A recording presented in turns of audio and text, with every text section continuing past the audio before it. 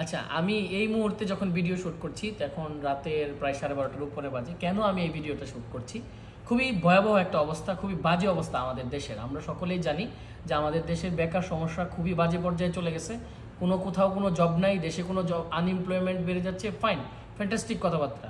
আমরা এটা নিয়ে খুবই প্যানিক। কিন্তু আমরা কি জানি আমরা যে একটা সার্টিফিকেট নির্ভর জাতির দিকে যাচ্ছি, যে জাতি আসলে নিজে জানে না কিভাবে সিভি ড্রপ করতে হয়, কিভাবে সিভি লিখতে হয় এবং কিভাবে অ্যাপ্লাই করতে হয়, এবং সে যেই জবের জন্য অ্যাপ্লাই করেছে সেই জবের যে ডিসক্রিপশন বা ডিটেলস দেওয়া আছে সেটা যে পড়া উচিত কিনা, এবং সে এই অফিস রিলেটেড যাদেরকে সে আপনার নক করছে বা মেসেজ করছে তাদের ক্ষেত্রে কী ধরনের ভাষা প্রয়োগ করা উচিত।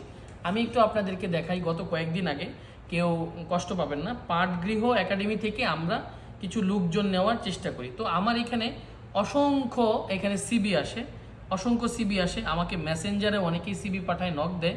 তো সেইখানে আমি কিছু কিছু জিনিস বলি। কেউ কি করেছে, আপনার মেসেজে লিখে দিছে যে কারিকুলাম বিটা, নাম, মোবাইল নাম্বার, ইনফরমেশন দিয়ে পাঠিয়ে দিয়েছে। কেউ কেউ কি করেছে, তাদের মোবাইল থেকে ছবি তুলেছে, ছবি তোলার পরে রোটেট করা, একটা ছবি এইদিকে একটা ছবি এইদিকে। কেউ কেউ তার সোফায় বসে ছবি তুলে এভাবে পাঠিয়ে দিয়েছে। কারো ক্ষেত্রে বিষয়টা এরকম হয় যে আপনার সে কার সিবি দিয়েছে, কেউ কেউ সিবি দেওয়ার পরে আপনার মেসেজ দিয়ে বলে, সরি আমার যে পাসিং ইয়ারটা সেটা ভুল ছিল, প্লিজ আমার পাসিং ইয়ার এত হবে। তো এই যে এত এত ব্যাপার। কেউ কেউ আবার দেখা যাচ্ছে মেসেজ দিয়ে বলবে যে ভাই ডিউটি টাইম কত, ভাই আপনাদের এনে কি কাজ করা যাবে, পার্ট টাইম কাজ করা যাবে কিনা, বাসা থেকে কাজ করতে পারবে কিনা, নানান ধরনের বিষয়। তো এখন আমার এই ভিডিও থেকে মেসেজ হচ্ছে, আপনি যেই কাজের জন্য, আপনি যে বিষয়ের জন্য চাকরি করবেন তার জন্য প্রথম এবং প্রধান কাজ হচ্ছে আপনাকে জানা যে আপনি কি এই কাজের জন্য ক্যাপাবল। আপনার জব নাই মানে এই না যে আপনি সব কিছুর জন্য অ্যাপ্লাই করবেন, আপনি ক্যাপাবল। কাজে আপনাকে প্রথম জানতে হবে আপনি কোন পোস্টের জন্য আবেদন করছেন এবং সেইখানে আপনি কি ওই কাজগুলো করতে পারবেন কিনা, কারণ ওই জিনিসগুলো ডিসক্রিপশনে দেওয়া থাকে। দ্বিতীয়ত যে বিষয়টা আছে সেটা হচ্ছে, অনেকেই বলবেন যে ভাই স্যালারি ট্যালারি দেন না আপনারা, এভাবে লোক নেন, এভাবে নিয়োগ দেন, বেকারদেরকে নিয়ে খেলতেছেন, বেকারদের ইমোশন দিয়ে নিয়ে খেলতেছেন। ভাই বিষয়টা এরকম না।